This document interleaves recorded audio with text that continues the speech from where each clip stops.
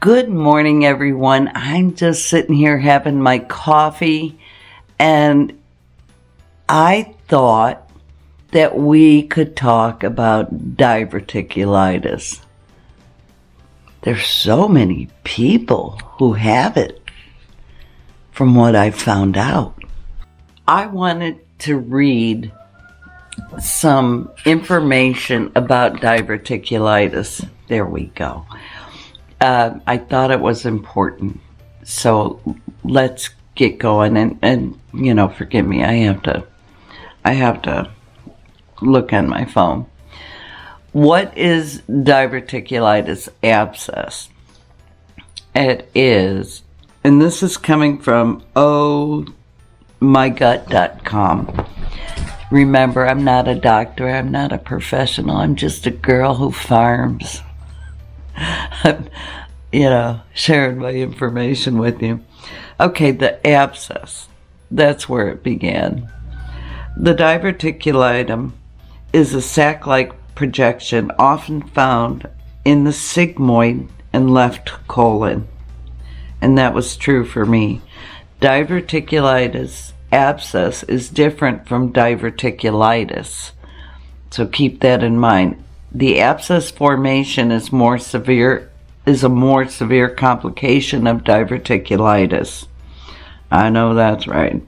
Acute diverticulitis, which is what I had, refers to the acute inflammation of the sac-like diverticula of the colon.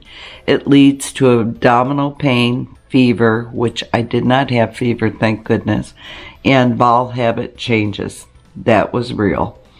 Diverticulitis abscess is a complication of acute diverticulitis, and it occurs when the diverticulum becomes infected and filled with pus. It is often difficult to differentiate uncomplicated diverticulus and diverticulus abscess based on symptoms only. That's why they do the CT scan. And that's how they found out I had a very angry colon. The diverticulus abscess is not limited to colon. It can extend to the outside of your colon if perforation occurs.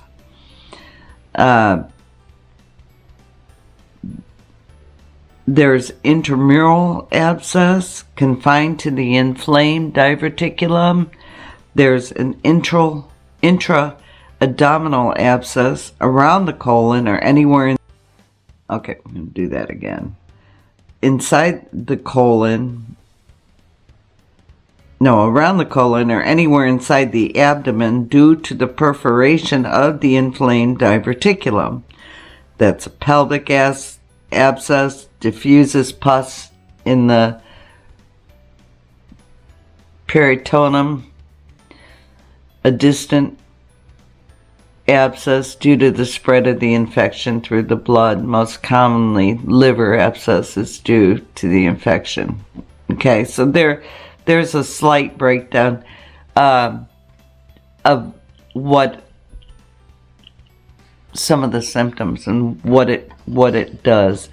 Now, keep in mind, you can eat cottage cheese, you can all those things. Oh gosh, I love cottage cheese. But you can eat so many things. It's not like you're on a tube, right? You can eat a lot of different foods. Just beware of seeds. I'm not grateful that my mom had it, but I'm grateful that I knew what the symptoms were and what to do because of her experience. But anyway, okay, I just wanted to give you a little rundown on that. Yeah, and give you some information. If you have any symptoms of a severe stomach cramping, please go see a doctor. Please don't wait. It's very possible. Don't be a self-diagnoser. Go get a CT scan, find out what's going on, and take care of yourself. What is diverticulitis?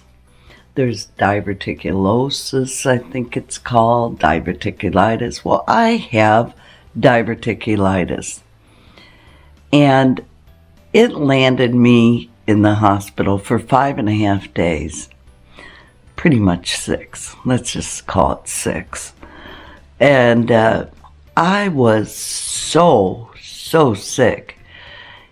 Now, the thing about it is I had a terrible stomach ache. My lower belly was cramping and it just felt awful.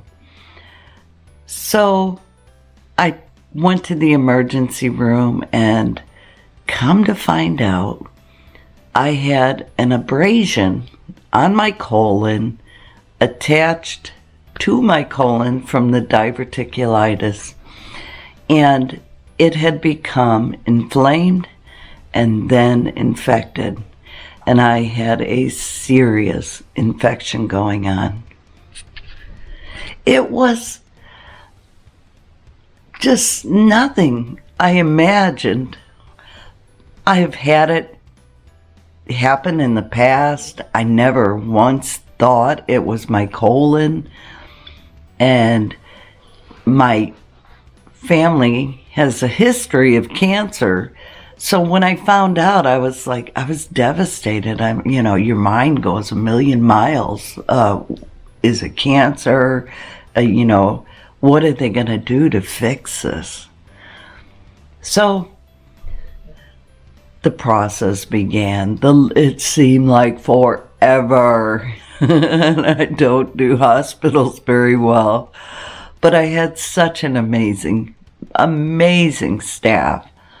And they began the process of testing.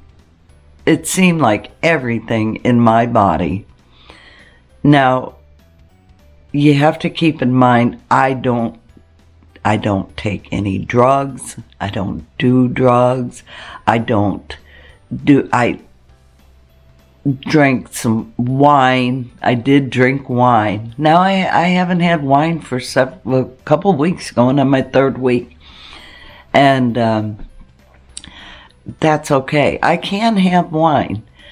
But what had happened with my diet was just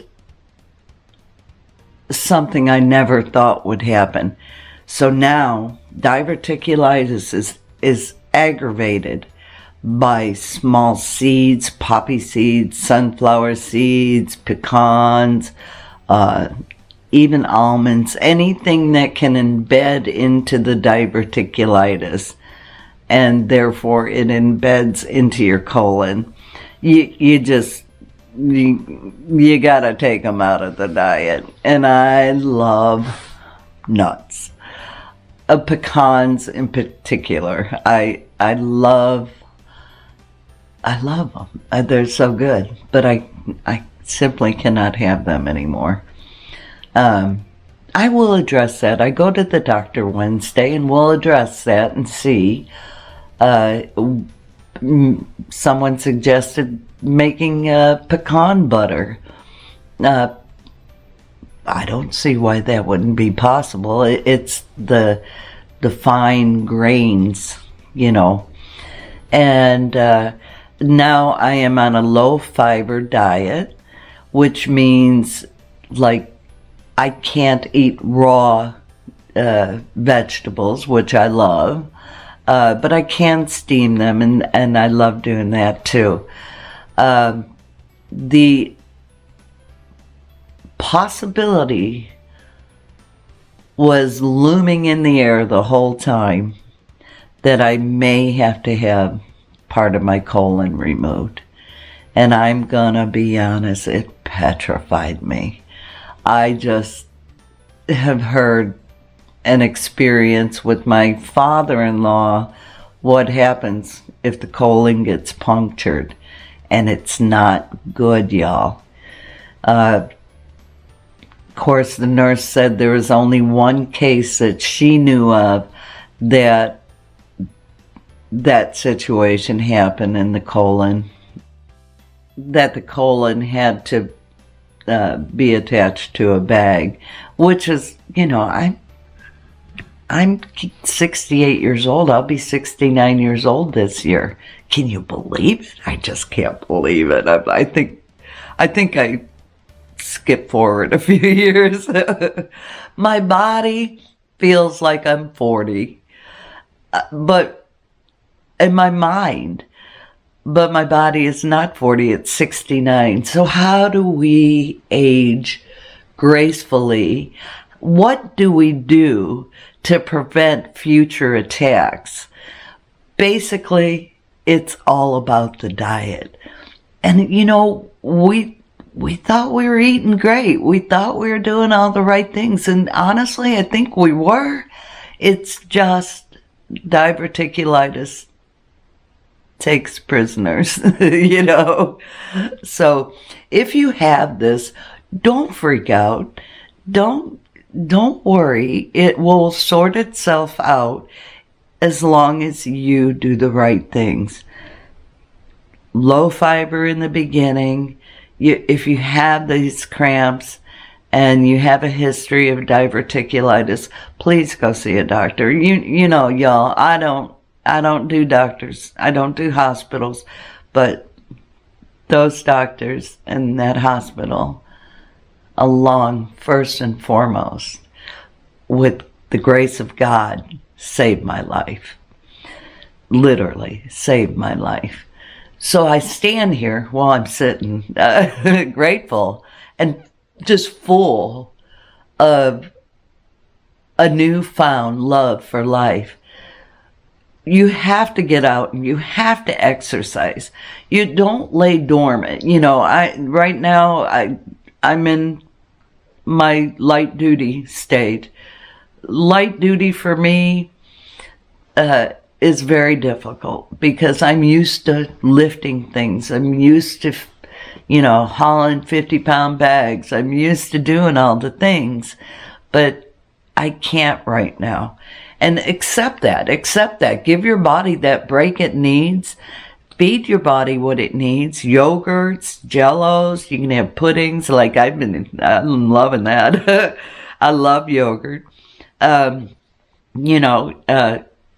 You can eat bread, you can eat rolls, you can eat all those things, just not with seeds. And you have to be a little more selective, but it's not the end of the world. It's something that's controllable and doable if you just follow the few rules that are needed to control diverticulitis. And don't stop living. Don't stop living. It's not the end of the world. There are people who have died from this because they didn't take care of it.